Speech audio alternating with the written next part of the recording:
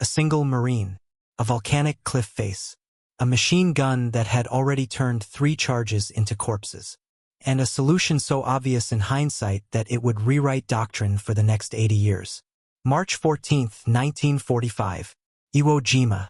What happened next wasn't heroism in the traditional sense. It was geometry. It was physics. It was one 21-year-old private realizing that the only way forward was up. The island of Iwo Jima is 8 square miles of volcanic hatred. By mid-March 1945, the Marines had been dying here for nearly a month. They had taken Mount Suribachi. They had raised the flag. America believed the battle was won. But photographs lie by omission. They don't show you places like Bloody Gorge. Bloody Gorge was a natural amphitheater carved into the island's northern highlands, a depression roughly 40 yards across, ringed by volcanic rock walls rising at angles between 60 and 80 degrees. The Japanese had recognized it for what it was: a killing floor with premium seating. At the gorge's northern edge, embedded 15 feet above the valley floor, was a cave mouth, perhaps 6 feet high, 8 feet wide. Inside, mounted on sandbags and wooden bracing, was a Type 92 heavy machine gun. The weapon was 30 years old, obsolete by 1945 standards. But none of that mattered at Bloody Gorge, because the Type 92 wasn't being used for its specifications. It was being used for its position. The cave's elevation created a field of fire covering the entire approach. Any Marine advancing across the valley was exposed for 40 yards, moving over volcanic rock that offered concealment but not cover. The difference is fatal. Concealment means the enemy can't see you. Cover means bullets can't reach you. At Bloody Gorge, there was plenty of the former and almost none of the latter. Fox Company, 2nd Battalion, 27th Marines had been tasked with clearing the gorge.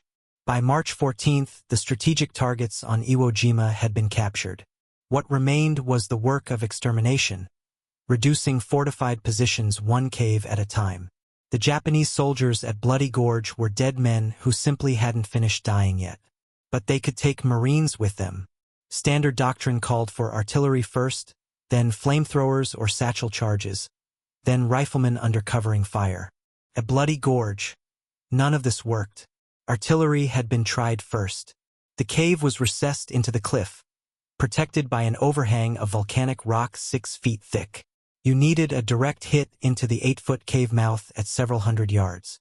After 2 days of sporadic shelling, the Type 92 was still operational. Flamethrowers were equally useless. The portable flamethrower had a 40-yard range under ideal conditions. The cave was elevated, forcing operators to project burning fuel upward while exposed to machine gun fire. 2 engineer teams tried. Neither survived. Frontal assault was suicide. 3 attempts had been made. The first was a squad probe. 4 men went down in the first burst. The second was a full platoon assault with covering fire. The cave's overhang meant American bullets sparked harmlessly off rock. The gun crew waited until the Marines were committed, then opened fire. 7 casualties. No progress. The third attempt occurred the morning of March 14th.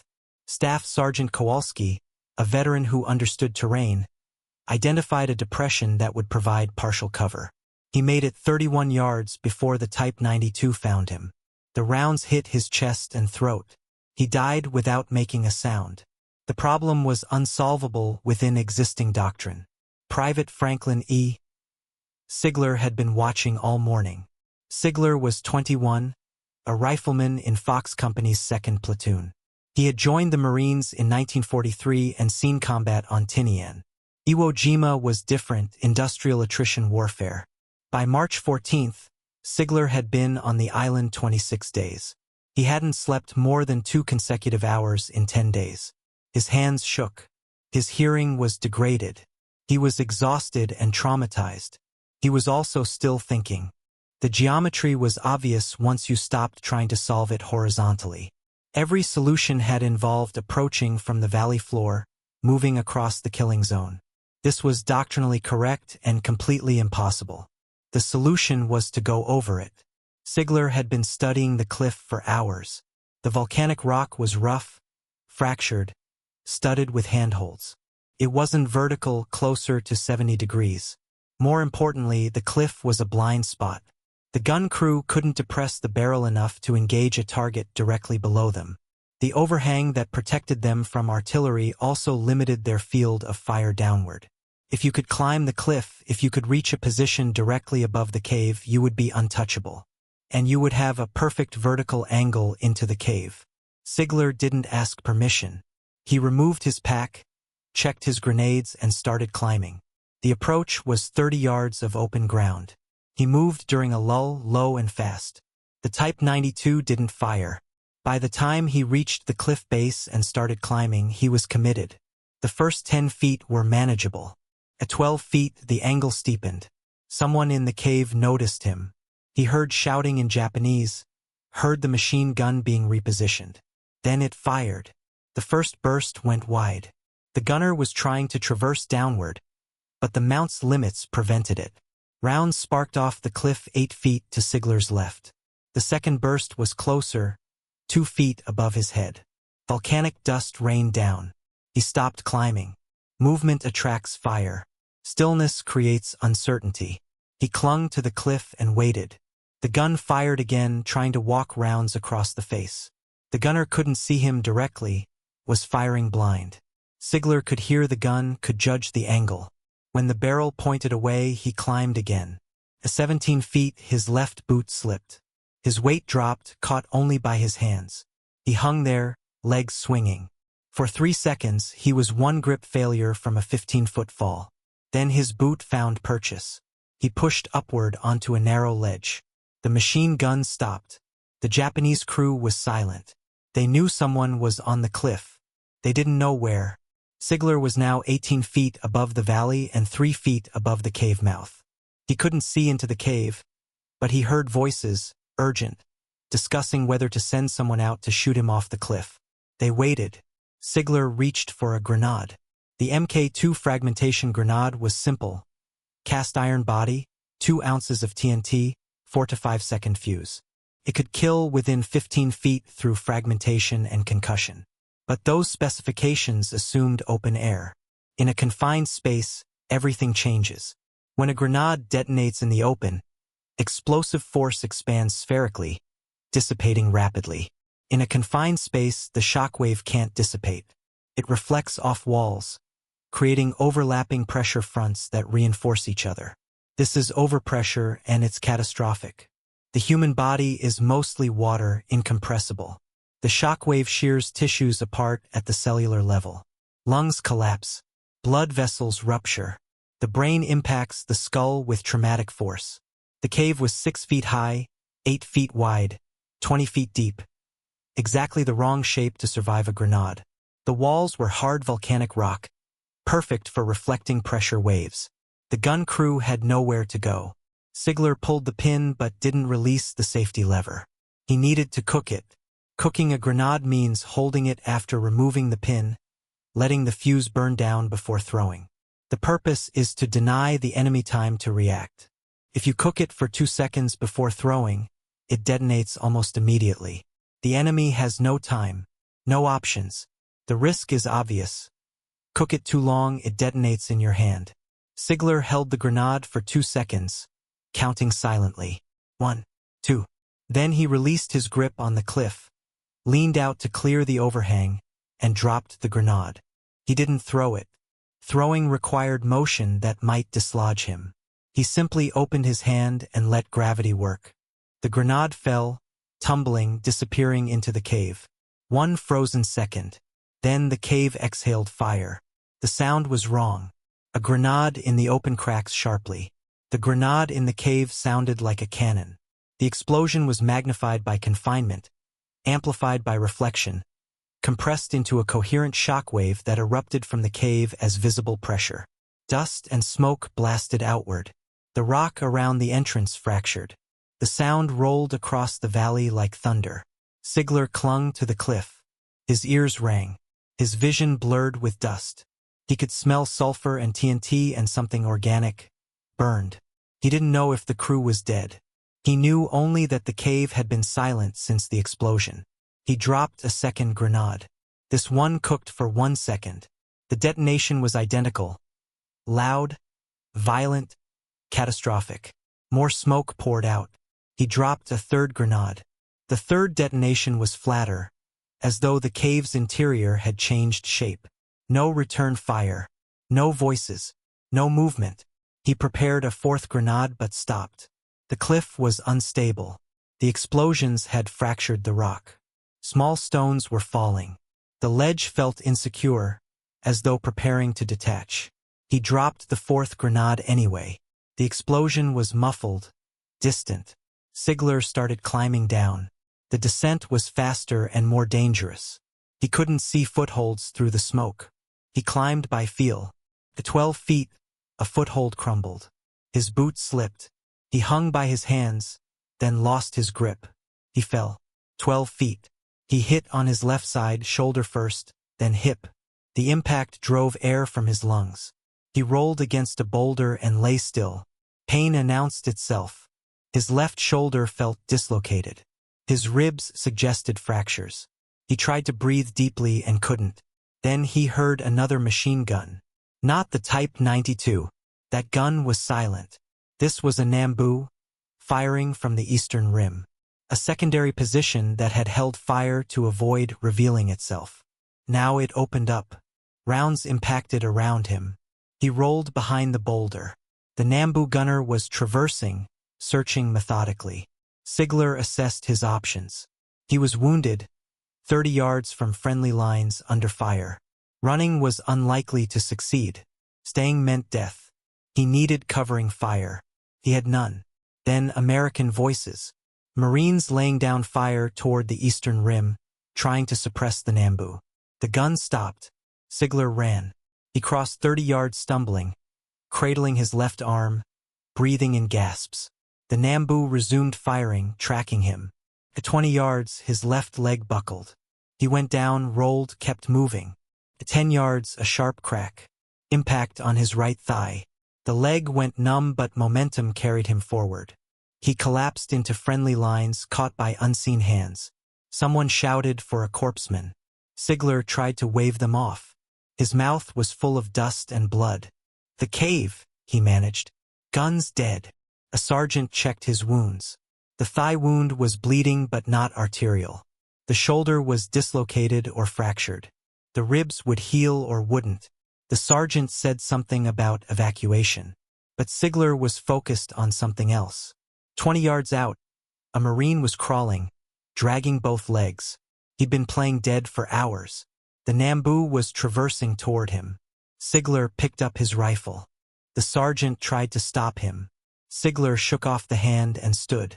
His right leg was weak but functional. He moved into the open, angling toward the crawling Marine, firing toward the eastern rim. He wasn't aiming. He was making noise, drawing attention. The Nambu chose Sigler. Rounds snapped past. He kept moving, reached the Marine, grabbed his collar and started dragging. The Marine was a corporal. Rank meant nothing. Sigler pulled him backward across rock. Rifle in one hand, collar in the other, his wounded leg screaming. The Nambu fired continuously. Then American covering fire resumed, heavier, coordinated. Bars, Garens, at least 1M 1919. The Nambu went silent.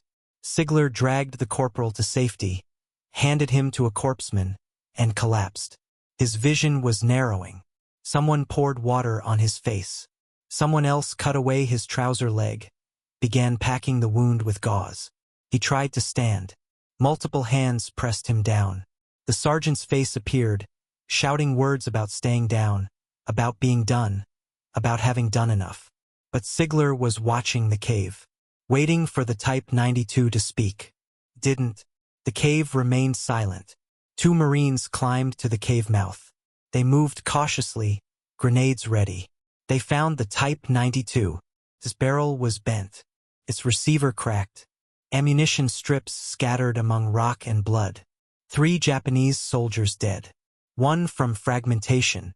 2 showed no visible injuries beyond ruptured eardrums and blood from noses and mouths.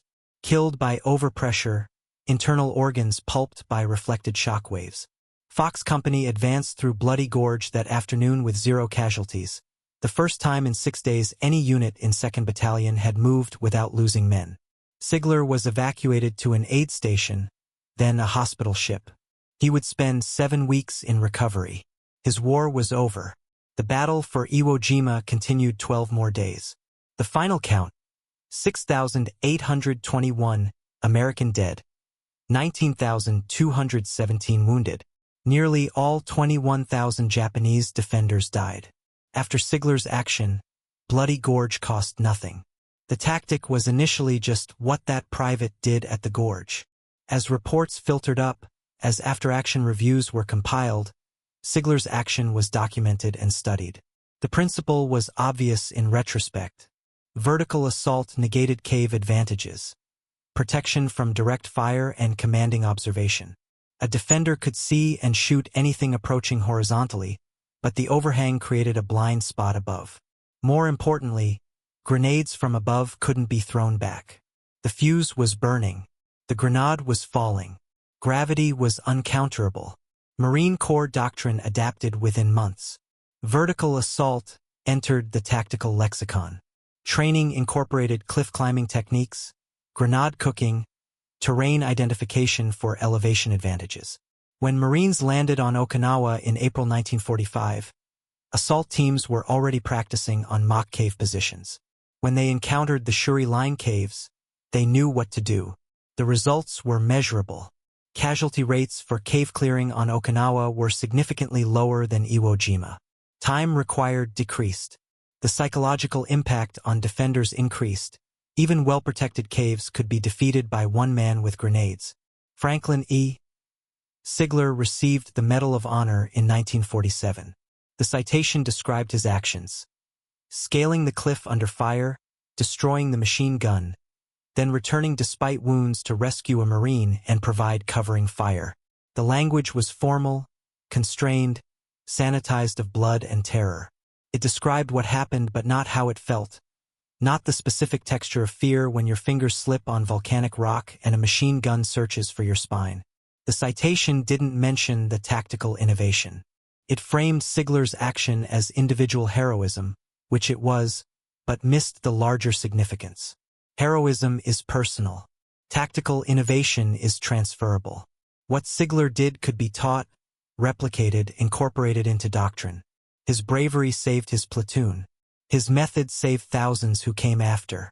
The difference between bravery and calculation is not always clear. Brave men charge machine guns knowing they might die. Calculating men find ways to destroy machine guns without dying. Sigler's action contained both. He climbed knowing he might fall or be shot. That was bravery. But he climbed because he had recognized a geometric solution, understood that elevation negated the enemy's advantages, observed that every horizontal approach had failed. That was calculation. War creates mythology that divides courage from intelligence, as though thinking men can't be brave and brave men don't think. But the most effective soldiers think clearly under pressure, can observe a problem, identify its structure, and devise a solution even when the problem is trying to kill them. Sigler was such a soldier. After the war, Sigler returned to civilian life in New Jersey.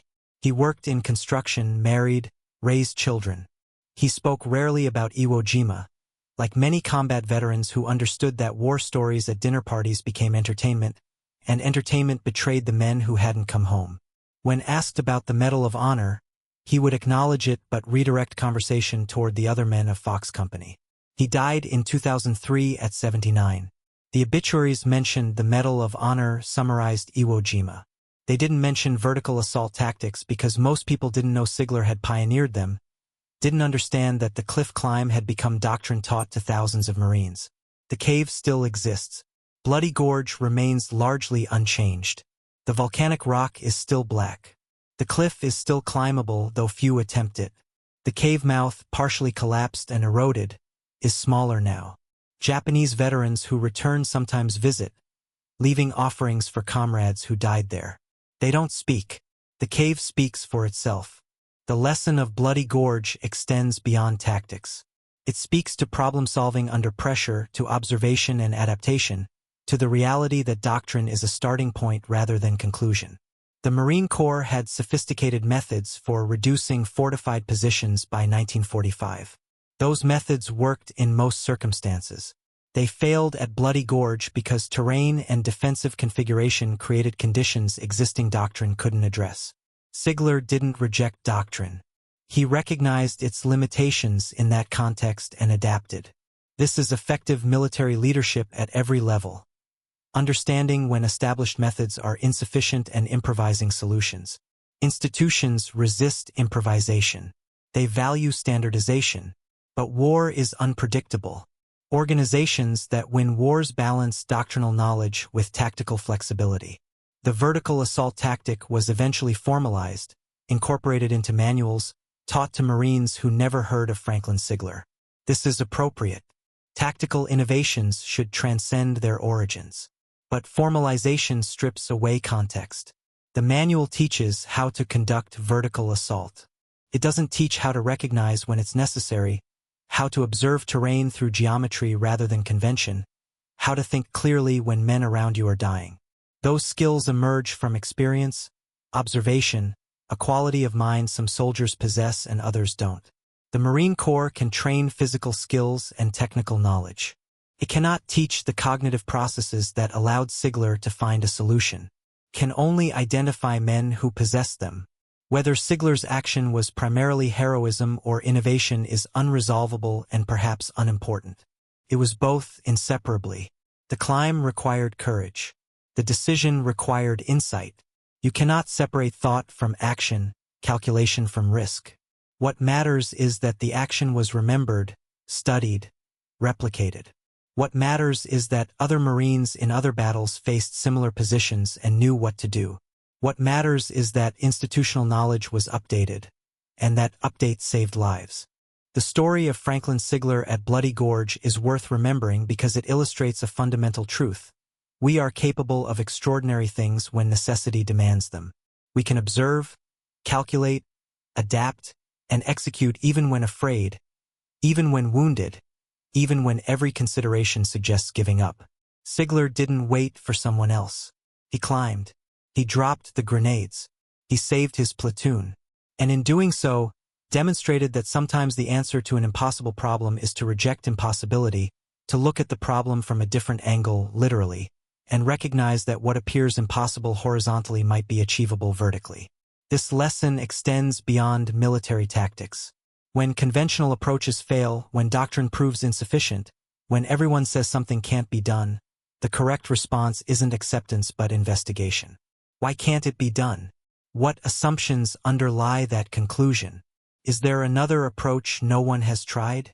These questions don't always yield answers. Sometimes things are impossible, but sometimes there's a solution waiting, hidden in plain sight, obvious only in retrospect. Sigler's vertical assault was such a solution. It required no special equipment, no advanced training. It required only willingness to look differently and courage to test the solution under fire. If you've watched this far, if you've stayed with the story through tactical analysis and historical reflection, you understand something important about war and memory and how small decisions ripple through time. If this story moved you, helped you understand something you didn't before, do 3 things. First, hit the like button.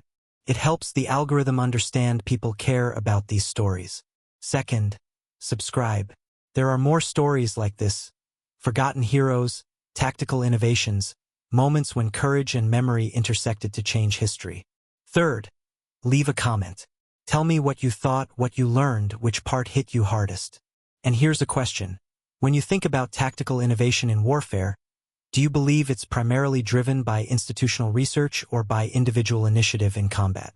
Should militaries invest more in studying battlefield innovation or focus on doctrinal consistency?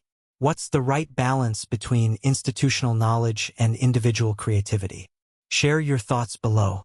Franklin E. Sigler climbed a cliff on March 14, 1945, and changed the way the Marine Corps fights.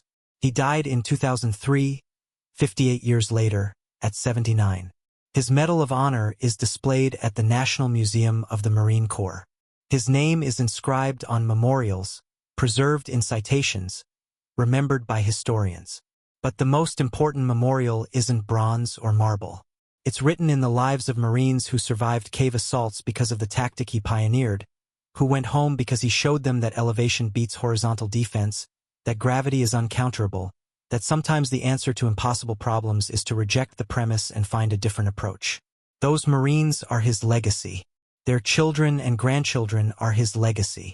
The institutional memory of the Marine Corps, carrying forward his innovation through decades, is his legacy.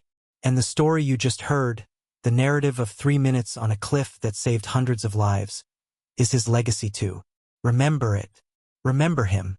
Remember that war is terrible and necessary, that heroism is complex and costly, that innovation emerges from necessity, and that sometimes one person can make a difference so profound it echoes through time in ways that can never be fully measured but must always be honored.